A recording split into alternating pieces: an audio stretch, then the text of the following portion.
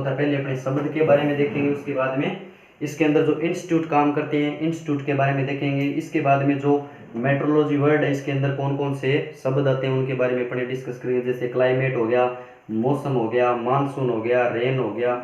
ये जो छोटे छोटे जो टॉपिक हैं अपने इनके ऊपर विचार विमर्श करेंगे। सर्वप्रथम अपने देख लें कि जो मेट्रोलॉजी जो वर्ड है वो किस भाषा का शब्द है। सबसे पहले अपने मेट्रोलॉजी की बात की जाए तो ये है ग्रीक भाषा का शब्द है। 2 नंबर इसमें अपने डिस्कस करें कि किन 2 वर्डों से मिलकर बना हुआ है। किन 2 वर्डों से मिलकर बना हुआ है? ये बना हुआ है मेट्रोस प्लस लॉजी। मेट्रोस का मतलब होता है मौसम। क्या मतलब होता है? मौसम। और लॉजी का मतलब होता है अध्ययन करना। यानी अपने जो मौसम का अध्ययन करते हैं उस शाखा को क्या कहा जाता है? मेट्रोलॉजी शब्द से अपने जानते हैं। ये तो होगी 1 नंबर बात। इसके बाद में अपने नेक्स्ट बात करें कि इसके अंदर इंस्टीट्यूट काम करते हैं, वो इंस्टीट्यूट कौन से हैं। सबसे पहले अपने इंस्टीट्यूट देखते हैं। 1 नंबर का नाम आता है, सुना होगा सभी का, WMO यानी वर्ल्ड मेट्रोलॉजी ऑर्गेनाइजेशन। समझ में आ गई? यानी अपने बात कर रहे हैं इंस्टीट्यूट की। सर्वप्रथम अपनी बात करें 1 नंबर की, WMO वर्ल्ड मेट्रोलॉजी ऑर्गेनाइजेशन। ये है जिनेवा स्विट्जरलैंड के अंदर। ठीक। इसके बाद में 2 नंबर की अपने बात करें IMD यानी इंडियन मौसम विज्ञान कह सकते हो या इंडियन मेट्रोलॉजी डिपार्टमेंट कह सकते हो। इंडियन मेट्रोलॉजी डिपार्टमेंट ये कहाँ पे है सर? IMD की बात की जाए तो जो IMD है महाराष्ट्र के अंदर है। महाराष्ट्र पुणे के अंदर। कहाँ पे? पुणे। जो पुणे स्थान है वहाँ पे क्या है? महाराष्ट्र के अंदर IMD की स्थापना हुई थी। और स्थापना की बात की जाए तो 1875 के अंदर ये इस्टेब्लिशमेंट किया गया था। ये इसकी स्थापना की गई थी। इसके बाद में अपने नाम आता है IAMD यानी इंडियन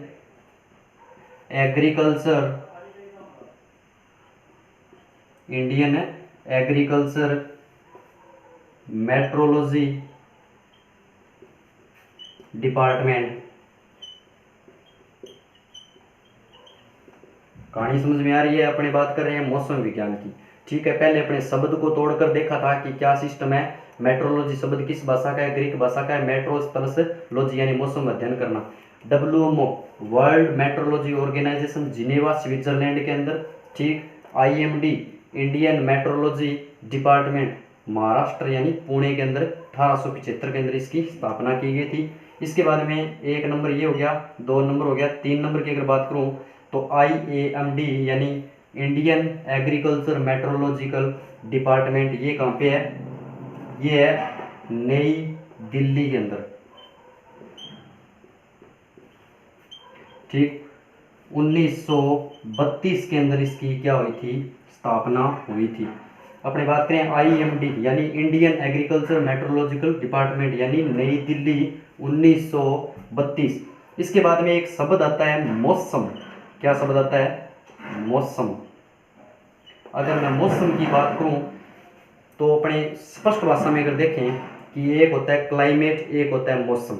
मौसम की बात की जाए तो ये क्या है? एक आकस्मिक घटना है। आकस्मिक घटना है। यानी इसकी परिभाषा अगर दूं मैं तो एक निश्चित स्थान, ठीक, एक निश्चित समय में, यानी ये स्पष्ट रूप से बता रहा हूं मैं एक, यानी अपनी बात करें निश्चित समय प्लस निश्चित स्थान पर होने वाली आकस्मिक घटना को क्या कहा जाता है, मौसम कहा जाता है। जैसे मौसम को अपने किस तरीके से समझ सकते हैं, एक नंबर बात ये करें, ये छोटे समय के लिए होता है, या अपने कह सकते हैं बहुत मिनिमम या थोड़े टाइम के लिए इसकी प्रोसेस होती है। यानी अपने मौसम को किस भाषा में समझ सकते हैं कि ये जी एक आकस्मिक घटना है, ठीक है। एक नंबर ये क्या होता है, एक निश्चित समय एक निश्चित स्थान पर इसकी जो घटनाएं होती है वो क्या कहलाती है, मौसम कहलाती है। इसमें कौन कौन सी होती है, जैसे अपने बात कर रहे हैं, जैसे मौसम की बात की जाए तो जैसे ओलावृष्टि आना, समझ में आ गई, यानी वर्षा आना, तूफान का आना, ठीक, और ओलावृष्टि होगी, वर्षा का होना, तूफान आना। टेम्परेचर की बात की जाए तो ये जो प्रोसेस है ये सारी किसके अंदर होती है, ये मौसम के अंदर होती है। यानी अपनी बात करें ओलावृष्टि होगी, वर्षा होगी और तूफान हो गया, ये जो आकस्मिक घटनाएं हैं जो थोड़े टाइम के लिए या थोड़े समय के लिए ये रुकती है, चेंज हो जाता है, उस चीज को क्या कहा जाता है, मौसम कहा जाता है। उस चीज को क्या कहा जाता है, मौसम कहा जाता है। अब इसके बाद में अपने क्या बात करेंगे, जलवायु की। यानी इसके बाद में जो नाम आएगा वो है जलवायु। मौसम समझ में आ गया। इसके बाद में अपने देखेंगे कि जो जलवायु है उस वर्ड को क्या कहा जाता है। मैं यहाँ पे लिख रहा हूं एक बार, क्लाइमेट यानी जलवायु, ठीक। अब जलवायु को कैसे समझ सकते हैं, ये एक दीर्घकालीन अवस्था है। क्या ये एक दीर्घकालीन अवस्था है, एक नंबर बात।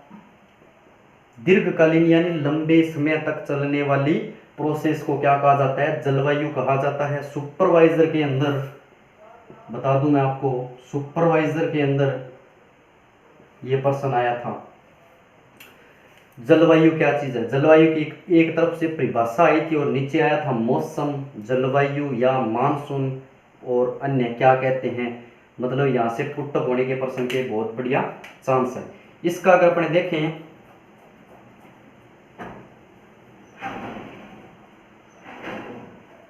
एक नंबर की बात करें, ये भी क्या है, एक निश्चित समय में निश्चित स्थान पर वायुमंडल की अन्य दशाओं के आधार पर ये लंबे समय तक चलने वाली प्रोसेस क्या कहलाती है, जलवायु कहलाती है। एग्जाम्पल मैं इसका दूं आपको, सर एग्जाम्पल बताओ। एग्जाम्पल ये है कि जो अपनी सीजनल ऋतुएं, जो अपनी ऋतुएं होती हैं, जैसे शरद ऋतु होगी, ग्रीष्म ऋतु होगी, ये दोनों ऋतुएं किसके अंदर आती है, नाम आता है अपने ग्रीष्म ऋतु प्लस शरद ऋतु। यानी ये जो है ग्रीष्म ऋतु या शरद ऋतु, ग्रीष्म ऋतु पता है आपको 6 मंथ तक चलती है, उसके बाद में जो शरद ऋतु है वो लंबे समय तक चलती है। इसके अपने कह सकते हैं कि जो जलवायु है तो ये लंबे प्रोसेस की है, यहाँ पे लिख रहा हूँ मैं, लंबे समय तक चलने वाली प्रोसेस। समझ में आ गई कहानी। यानी जलवायु को किस भाषा के अंदर समझ सकते हैं कि ये दीर्घकालीन अवस्था है, ठीक है, लंबे समय तक चलने वाली है। या अपने ऐसे कह सकते हैं कि ग्रीष्म ऋतु होगी, शरद ऋतु होगी, ये क्या 6-6 महीने तक अपनी चेंज नहीं होती, और जो तुरंत चेंज नहीं होता वो क्या कहलाता है, जलवायु कहलाता है। और मौसम का क्या है, कभी भी ओलावृष्टि हो सकती है, कभी भी बारिश आ सकती है, कभी भी तूफान आ सकता है, उस चीज़ को अपने क्या कह सकते हैं, एक प्रकार से मौसम कह सकते हैं। और जलवायु को अपने एक सिंपल भाषा में देखें तो ग्रीष्म ऋतु या शरद ऋतु के रूप में अपने इस चीज़ को भाषा में लेके समझ सकते हैं। और ये प्रश्न आया था, ये जो प्रोसेस है ये क्या है, लंबे समय तक प्रोसेस चलती है, उस भाषा को क्या कहा जाता है, उस शाखा को क्या कहा जाता है, जलवायु कहा जाता है। इसके बाद में अपने बात करते हैं, एक नाम सुना होगा आपका, वायुमंडल। क्या सुना है, वायुमंडल। अगर वायुमंडल की मैं बात करूं, एटमोस्फियर, सर ये क्या चीज होती है, वायुमंडल सभी का सुना हुआ है। ये क्या होता है, ये कलरलेस होता है, टेस्टलेस होता है, ओनली फॉर गैसेज का मिक्सर होता है, स्पष्ट रूप से। यानी मैं वायुमंडल की अगर परिभाषा बताऊं आपको एक प्रकार से, तो ये क्या होता है, कलरलेस होता है। कलरलेस यानी कलर नहीं होता, कोई भी कलर नहीं होता आसमान का, वायुमंडल का। ठीक, वायुमंडल में अपने देखें कलरलेस होता है। टेस्टलेस, बिल्कुल टेस्टलेस होता है। टेस्टलेस यानी इसका कोई भी टेस्ट नहीं होता, अपने को पता नहीं चलता वायुमंडल में घूम रहे हैं क्या अपने, तो अपने कोई टेस्ट नहीं हो रहा। ठीक है, इसके बाद में अपने बात करें ओनली फॉर गैसेज का मिक्सर होता है। ये क्या होता है, ओनली फॉर जो गैस से हैं वायुमंडल के अंदर, जैसे हीलियम हो गया, नाइट्रोजन हो गया, कार्बन डाइऑक्साइड हो गया, ऑक्सीजन हो गया, जो ये गैस है इनका कोई कलर नहीं होता, इनका कोई टेस्ट नहीं होता, ये ओनली फॉर गैसेज है। और इन गैसेज के अगर मिश्रण मिला दिया, अपने ग्रुप के अंदर बात करें इसकी कि ये गैसेज का मिक्सर है, उस भाषा को क्या कहा जाता है, वायुमंडल के नाम से अपने जानते हैं। ठीक, अब अपने प्रश्न आता है एटमॉस्फेयर के क्लासिफिकेशन की बात करें, तो क्लासिफिकेशन अपने देखें तो कितने प्रकार का होता है, जैसे सौरमंडल हो गया, ठीक, समताप मंडल हो गया, मध्य मंडल हो गया और तापमंडल हो गया। यानी जो एटमॉस्फेयर की अपने बात करें तो ये कितने प्रकार के होते हैं, 4 प्रकार के होते हैं। इनके बारे में अपने धीरे धीरे डिफाइन करके इनको बढ़िया तरीके से पढ़ेंगे। एक बार मैं दोबारा बता देता हूँ, अपने पढ़ा है मेट्रोलॉजी, कंप्लीट भाषा का शब्द है, कोई समस्या नहीं। इसके बाद में अपने बात कर रही कि जो इसमें जो 3 मुख्यतः कंप्लीट हो गए। इसके बाद में अपने बात की थी जो मौसम है, जलवायु है, तो मौसम क्या चीज़ है और जलवायु क्या चीज़ है, इनके बारे में डिफाइन किया। इसके बाद में नाम आता है एक वायुमंडल। वायुमंडल की बात करूं मैं तो कलरलेस है और टेस्टलेस है। ठीक, ओनली फॉर क्या, ये गैसेज का एक मिक्सर है, उस भाषा को क्या कहा जाता है, गैसेज के मिक्सर को क्या कह सकते हैं अपने, वायुमंडल कहते हैं। अब अपने देखेंगे कि जी वायुमंडल जो है, वायुमंडल के प्रकार बताइए सर। ठीक, बताएंगे वायुमंडल के प्रकार कितने होते हैं। अब बात करने वाली है एक कि जो वायुमंडल है, वायु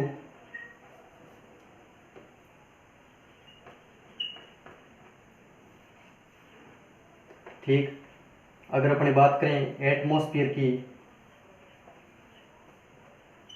तो जो एटमॉस्फेयर की जो टोटल हाइट होती है वो कितनी है, 1600 किलोमीटर है कंप्लीटली। ठीक, 1600 किलोमीटर, 1600 किलोमीटर क्या है, टोटल हाइट है, यानी अपने सरफेस से लेके, धरती से लेके ऊपर तक अगर ऊंचाई देखी जाए तो क्या है, 1600 किलोमीटर है। तो अपने एटमॉस्फेयर यानी 1600 किलोमीटर टोटल हाइट है इसकी। ठीक है, इसके बाद में अपने नेक्स्ट बात करें कि क्लासिफिकेशन ऑफ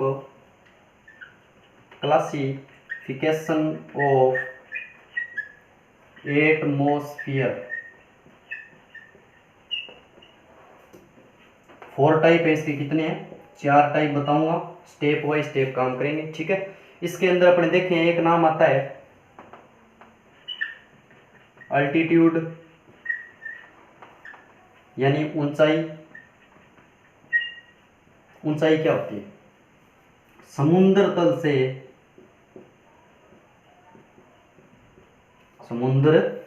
तल से औसत ऊंचाई को क्या कहा जाता है, एल्टीट्यूड कहा जाता है। यानी समुद्र तल से औसत ऊंचाई क्या कहलाती है, अल्टीट्यूड कहलाती है। अपने कह सकते हैं, जैसे अपने देखा हुआ है जो प्लेटफॉर्म पे जाते हैं अपने रेलवे स्टेशन के ऊपर, तो रेलवे स्टेशन पे जो बोर्ड लगा होता है उसके ऊपर लिखा होता है समुद्र तल से 1000 किलोमीटर एल्टीट्यूड, ऐसे लिखा होता है। या कई जगह लिखा होता है 1600 या 2000 या 2500 या 3000। जो रेलवे स्टेशन बनाए जाते हैं वो समुद्र तल की ऊंचाई को देख के, मद्देनजर रख के उसकी ऊंचाई पे बनाए जाते हैं। इसके बाद में अपने बात करें, जैसे एक नंबर अपना आता है शोभ मंडल। कौन सा आता है, शोभ मंडल।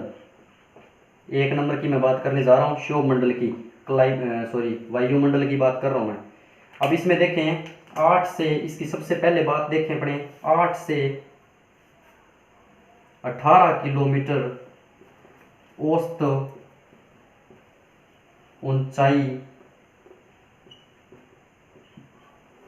होती है समझ में आ गई। यानी इसकी हाइट देखें अपने कि यहाँ से शोभ मंडल कहाँ पे है, अपने धरती की बात कर रहा हूँ मैं, ये सरफेस धरती है, इससे जो ऊपर चलेंगे ना, ऊपर चलेंगे अपने, तो शोभ मंडल कब आता है, 8 से 18 किलोमीटर के एरिया में क्या आता है, शोभ मंडल आता है। इसके अंदर क्या होता है, जितनी भी जहाजें हैं, जो वायुयान है अपने, वो क्या है, जो विचरण करते हैं वो किस माध्यम में, किस मंडल में करते हैं, शोभ मंडल में करते हैं। यानी यहाँ पे अपन लिख सकते हैं एक प्रकार से वायुयानों का विचरण, प्रश्न आ सकता है, इसमें कोई बड़ी बात नहीं है कि वायुयान है जो किस मंडल में विचरण करते हैं, शोभ मंडल। यानी ये जो ये सरफेस हो गया, धरती होगी, ये वायुमंडल हो गया, ठीक है।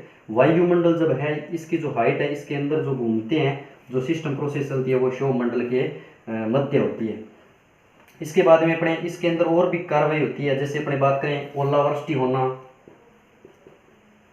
समझ में आ गई, वर्षा का होना, तूफान का आना, ये जितनी भी प्रोसेस है, जैसे ओलावृष्टि हो गया, वर्षा हो गया, तूफान हो गया, ये जितनी भी प्रोसेस है वो कहाँ पे होती है, शोभ मंडल के अंदर होती है, ठीक है। इसके बाद में अपने 2 नंबर की बात करूं अगर मैं, तो 2 नंबर आता है जी समताप मंडल। समताप मंडल, अगर इसकी बात करूं तो इसकी अगर मैं हाइट देखें, पहले हाइट की अगर बात करें तो जो इसकी हाइट है वो होती है 18 से 50 किलोमीटर के मध्य। यानी 18 से 50 किलोमीटर जो एरिया है वहाँ पे क्या बनता है, समताप मंडल बनता है। समताप मंडल शोभ मंडल की ऊपरली साइड में होता है। यानी ये शोभ मंडल हो गया, जैसे ये धरती है अपनी, ऊपर जा रहे हैं अपने, ठीक, ऊपर चलेंगे तो शोभ मंडल आएगा सबसे पहले। इसकी हाइट कितनी बताई मैंने, 8 से 18 किलोमीटर, ठीक है। इसके बाद में क्या आएगा, समताप मंडल, ऊपर जा रहे हैं अपने मंडल के अंदर, समताप मंडल आएगा, ऊपर चले, यहाँ पे जितना समताप मंडल की जो हाइट है लास्ट एंड फाइनली वो 18 से 50 किलोमीटर के दायरे में क्या है, समताप मंडल पाया जाता है। यानी 50 किलोमीटर से नीचे की जो लेयर है वो समताप मंडल में गिनी जाएगी। समताप मंडल में और क्या चीज देख सकते हैं अपने, इसके अंदर ऊंचाई में अपन जाएंगे ना, जब ऊंचाई में जैसे शोभ मंडल से समताप मंडल की ओर जाएंगे अपने, तो जो टेम्परेचर है उसमें क्या होगी, वृद्धि होगी। यानी इसके अंदर मैं ये लिख देता हूँ बेटा, जो टेम्परेचर है इसके अंदर क्या होती है, वृद्धि होती है। जैसे अपने नीचे से चले शोभ मंडल से समताप मंडल की ओर, तो क्या होएगा, टेम्परेचर के अंदर क्या होएगी, वृद्धि होएगी। इसके बाद में नेक्स्ट बात करें अपने कि इस मंडल में एक और बहुत बढ़िया क्वेश्चन बनता है, इस यहाँ पे लिखूं या ऊपर, जैसे अपने बात करें 20 से 30 किलोमीटर में ओजोन परत पाई जाती है। अब स्पष्ट प्रश्न आता है, कैसे सर, कि ओजोन परत किस मंडल में पाई जाती है, किस मंडल में, समताप मंडल में। ऑप्शन आते हैं समताप मंडल, शोभ मंडल और मध्य मंडल और ताप मंडल। अपने बात कर रहे हैं समताप मंडल की। समताप मंडल में क्या पाई जाती है, ओजोन परत।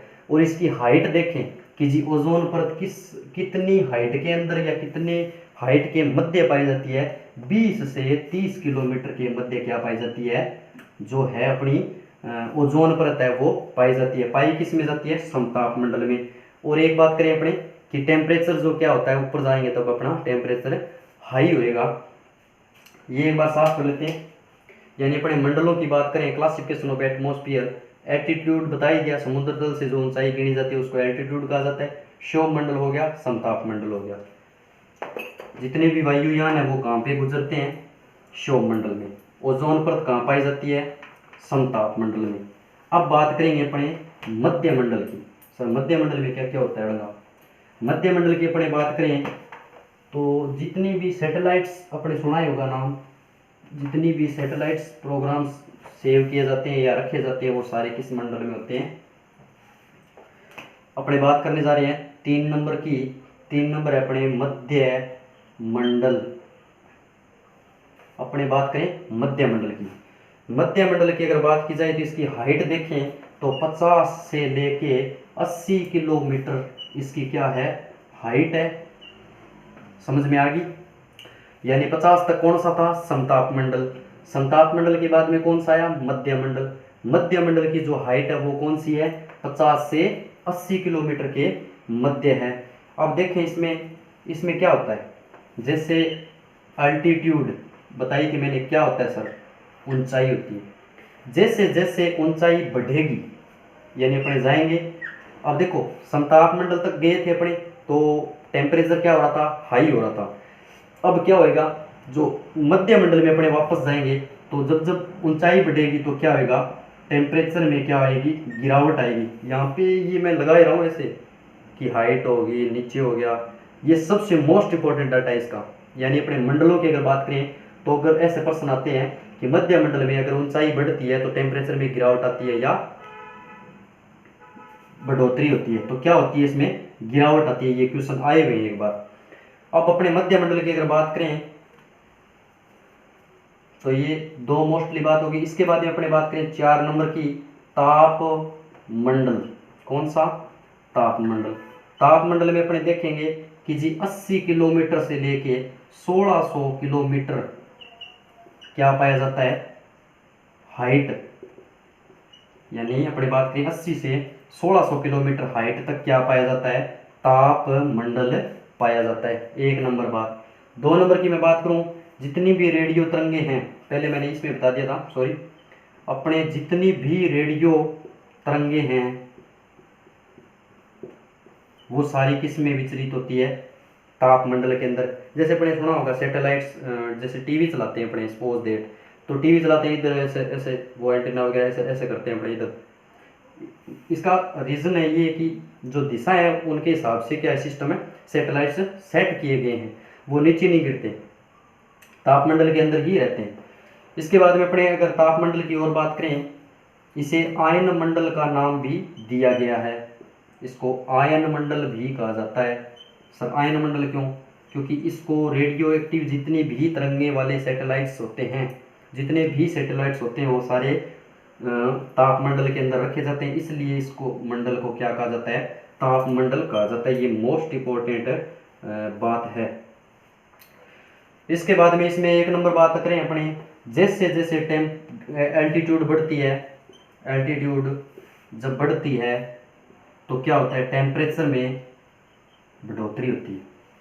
सर उल्टा बता रहे हो, यहाँ क्या हो रहा था, जब मध्य मंडल में अपने एल्टीट्यूड जब बढ़ रही थी तो टेम्परेचर का क्या हो रहा था, गिरावट हो रही थी। अब अपने जो तापमंडल का नाम ही तापमंडल है तो एल्टीट्यूड बढ़ेगा तो क्या होगा, तापमान तो बढ़ना ही है, ओबियसली बात है, नॉर्मल सी बात है। यानी अपने बात करें एल्टीट्यूड की, ऊंचाई की, तो टेम्परेचर में क्या होगी, वृद्धि होगी। अब मैं छोटी ट्रिक के हिसाब से बता देता हूँ, छोटा सा।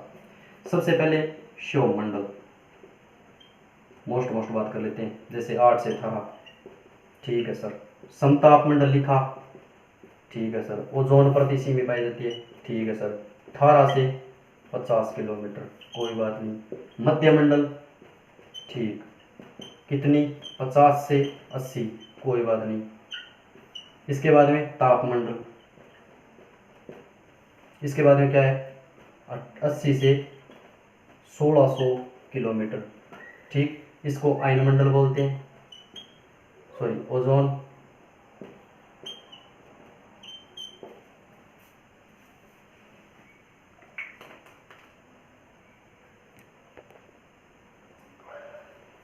अपने इसके बाद में ये मोस्ट बातें कर ली, यानी क्लासिफिकेशन है ऑफ एटमॉस्फेयर देख लिया। इसके बाद में अपने संगठन की बात करेंगे कि जी वायुमंडल में कौन सी गैसें पाई जाती है, और छोटी सी बात यहीं पे मैं और डिस्कस करूँगा कि जी मृदा के अंदर भी कौन सी कौन सी गैसेज पाई जाती है, यानी दोनों की एक जगह बात हो जाएगी। अपने यहाँ पे हेडिंग डालनी है क्या, ये तो मेट्रोलॉजी हो ही गया, कोई दिक्कत नहीं। यहाँ पे हेडिंग डालनी है वायुमंडल में, वायुमंडल एवं मृदा में, समझ में आ गई, यानी वायुमंडल एवं मृदा में गैसों का संगठन, ये हेडिंग है एक प्रकार से, ठीक है। अब अपने बात करेंगे, सबसे पहले यहाँ पे लिखेंगे गैस, 1 नंबर बात। यहाँ पे लिखेंगे वायुमंडल, 2 नंबर बात। यहाँ पे लिखेंगे अपने मृदा। समझ में आई कहानी, यानी गैस कौन सी, वायुमंडल में इसकी कितनी मात्रा या कितनी %, और मृदा के अंदर कितने %, ठीक है। अपने बात करेंगे सर्वप्रथम नाइट्रोजन की, यानी नाइट्रोजन की बात करेंगे। नाइट्रोजन में अपने देखेंगे कि वायुमंडल में 78.08% क्या पाई जाती है, वायुमंडल के अंदर गैस पाई जाती है। इसके बाद में अपने बात करेंगे मृदा की, 79.20% क्या पाई जाती है, मृदा के अंदर गैस पाई जाती है। यही गैस यानी नाइट्रोजन वायुमंडल के अंदर कितनी 78.08% और मृदा के अंदर 79.20%। इसके बाद में अपने बात करेंगे O2 की, यानी ऑक्सीजन O2 की 20.95% और ये कंप्लीटली पाई जाती है 21%। 21 लिख सकते हैं, कोई दिक्कत नहीं, अगर डाटा ऊपर जा रहा है तो कोई समस्या नहीं, 60 से अबव। इसके बाद में अपने यहाँ पे बात करेंगे आर्गन की। आर्गन की बात करें 0.93%, यानी 93 नहीं बोल सकते, अपने 93 बोलते हैं, पॉइंट के बाद में एक अक्षर गिना जाता है, ठीक है। यानी आर्गन की बात करें 0.9%, ये क्या रहता है, एब्सेंट रहता है, यानी मृदा के अंदर ये गैस होती ही नहीं है, ये क्या रहता है, एब्सेंट रहता है। इसके बाद में अपने बात करेंगे CO2 की। CO2 0.03%, और CO2 की अगर मृदा के अंदर बात करें 0.525 से लेके 0.3% क्या पाई जाती है, मृदा के अंदर इसकी रेंज पाई जाती है।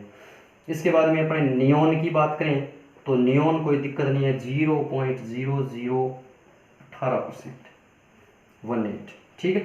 अपने डाटा क्या लिया है कि वायुमंडल एवं मृदा में गैसों का संगठन। एक नंबर अपने जो हेडिंग डालनी थी वो डाली थी गैस, 2 नंबर डाली थी अपने वायुमंडल, 3 नंबर अपने डाली थी मृदा। सर्वप्रथम अपने क्या देखेंगे, 1 नंबर गैस की बात करेंगे नाइट्रोजन, जो वायुमंडल के अंदर कितनी मात्रा पाई जाती है, 78.08% पाई जाती है वायुमंडल के अंदर।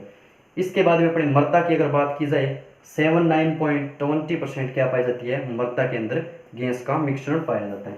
इसके बाद में O2 की बात करूं मैं 2%, 2 नंबर की, तो वायुमंडल जो है उसके अंदर 20.95% क्या पाई जाती है, वायुमंडल में गैस पाई जाती है O2, और मृदा के अंदर बात करें 21%, ये मात्रा 20.60 कोई %, कोई दिक्कत नहीं, 21 में ही गिना जाए।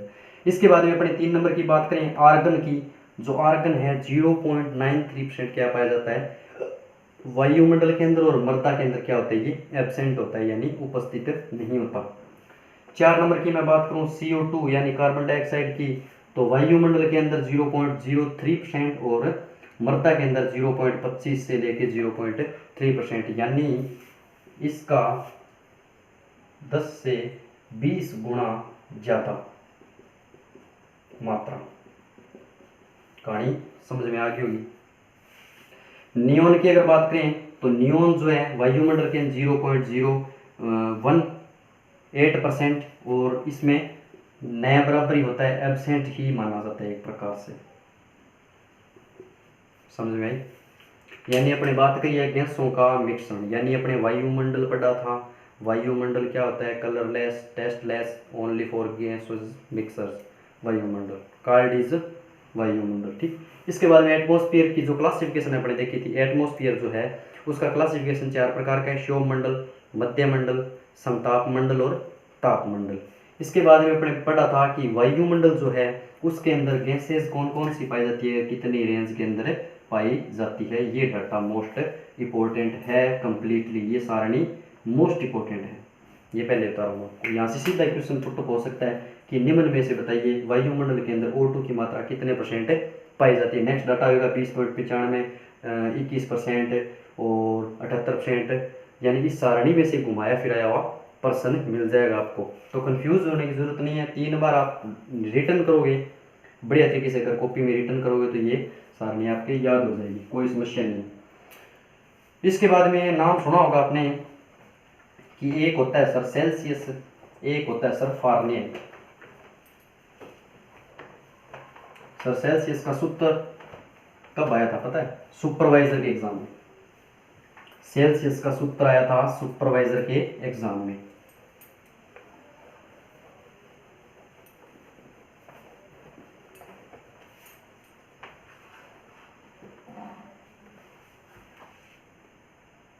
अपने बात कर ली थी वायुमंडल की। इसके बाद में एक हेडिंग आती है अपने, एक नाम सुना होगा सेल्सियस।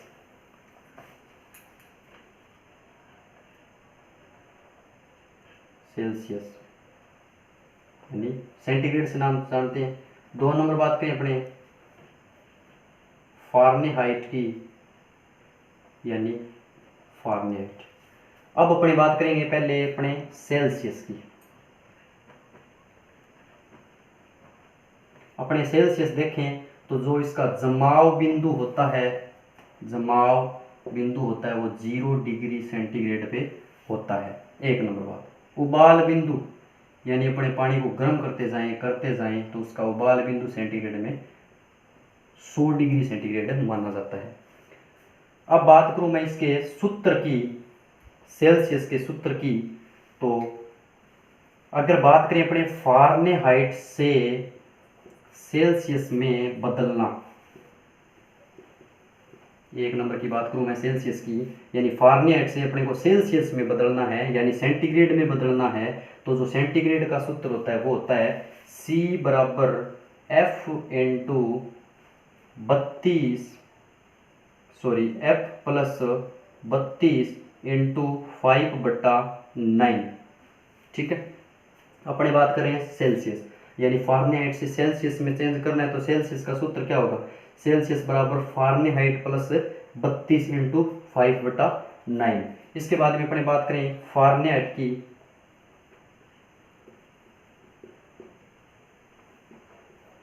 ठीक, फारेनहाइट में देखें तो इसका जमाव बिंदु की बात करें और उबाल बिंदु की बात करें।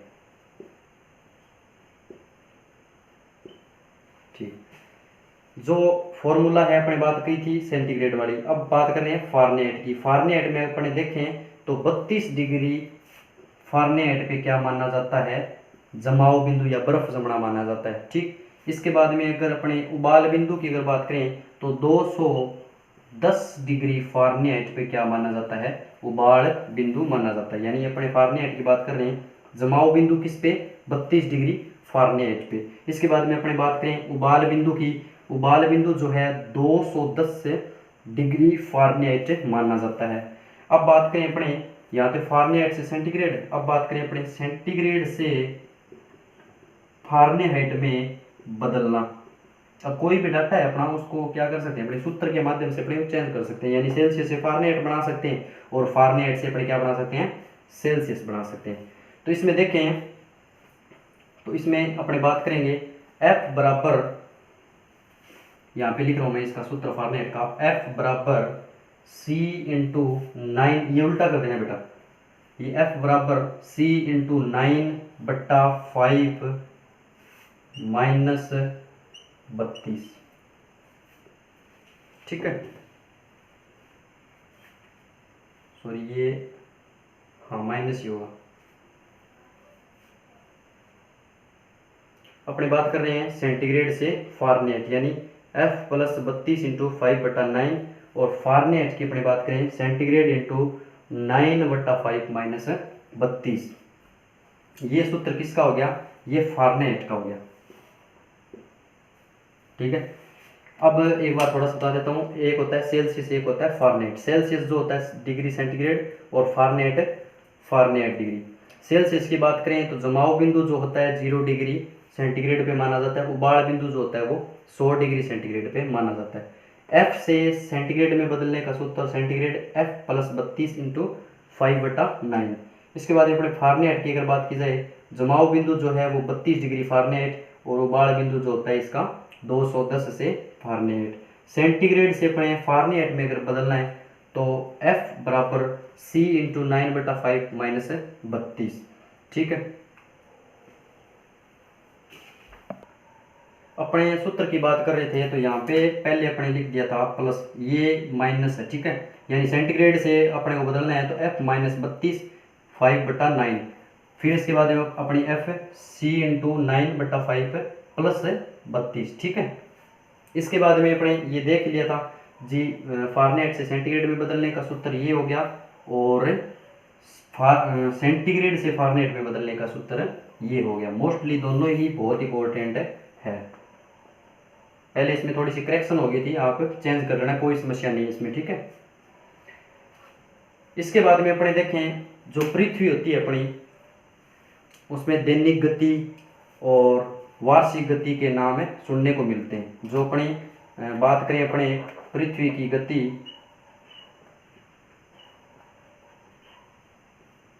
पृथ्वी की गति, इसमें नाम आता है दैनिक गति। इसमें जो घूर्णन जो होता है गति, इसको घूर्णन गति भी कहा जाता है।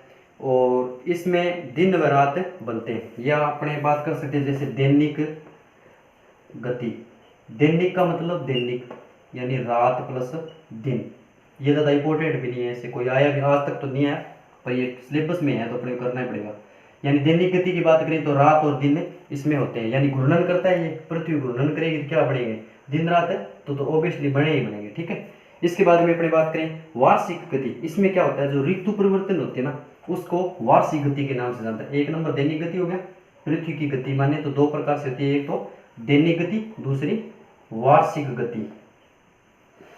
अब वार्षिक से वार्षिक तो कोई दिक्कत नहीं, यानी जो मौसम है अपना वो चेंज होता है, इसमें जो ऋतु बनती है वो ऋतु चेंज होती है, यानी जैसे ग्रीष्म ऋतु हो गया और शरद ऋतु हो गया, ये ऋतुएं इसमें बनती है। कोई डाटा नहीं इतना आया भी नहीं आज तक। यानी अपनी बात करें पृथ्वी की गति की तो दो प्रकार से होती है, जैसे दैनिक गति और वार्षिक गति।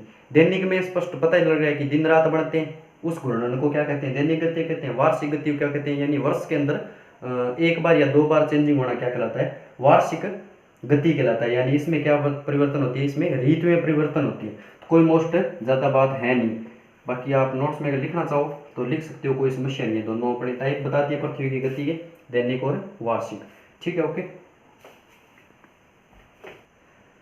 तो अपने मेट्रोलॉजी शब्द जो देखा था उसका क्लासिफिकेशन देख लिया था, क्लाइमेट देख लिया था और मौसम के बारे में जानकारी कर ली थी। इसके बाद में वायुमंडल की बातें की थी, यानी वायुमंडल के अंदर अपने देखा था कि कितने प्रकार के वायुमंडल होते हैं, वायुमंडल के टाइप कितने हैं, तो वो 4 प्रकार मैंने बताए थे। उसके अंदर जो मोस्ट बातें थी वो मैंने डिस्कस की थी। इसके बाद में अपनी बात की थी संगठन की, वायुमंडल में कौन सा संगठन है और मृदा के अंदर कौन से जो मौसम जो है उसके अंदर जो वायुमंडल है, वायुमंडल में जो जितनी गैस थी वो बताई थी, और मृदा के अंदर जो उपस्थित होती है वो भी मैंने इसके सारणी के अंदर साथ में डिस्कस की थी। इसके बाद में अपने बात की थी सेल्सियस और फारेनहाइट की।